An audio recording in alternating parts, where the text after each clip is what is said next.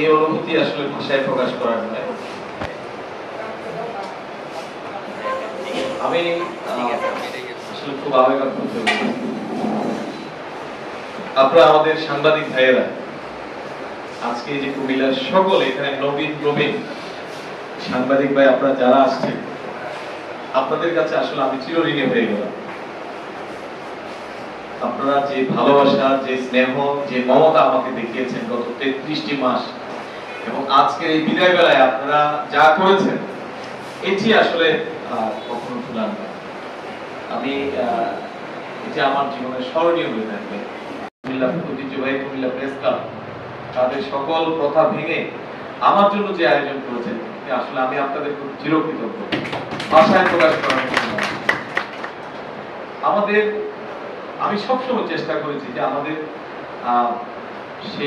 তিনি সাংবাদিক হোক, তিনি যে কোনো একজন ব্যক্তি হোক, আমি সবসময় মানুষের সাথে কথা বলতে পছন্দ করি, মানুষের সুবিধা অসুবিধাগুলো জানার চেষ্টা করি একদম এই চাকরিতে ঢোকার পর থেকে। কারণ আমি মনে করি যে আমাকে সরকার পাঠিয়েছে জনগণের সেবা করার জন্য।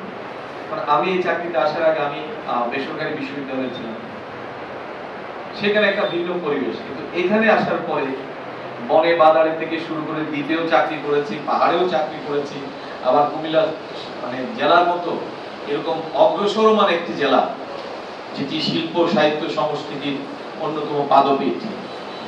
এবং আমি আজকেও বলেছি যে এই জেলাটি এত উন্নত, বিশেষ করে মানুষজনের যে শিক্ষা দীক্ষার লেভেল অনেক উঁচুতে,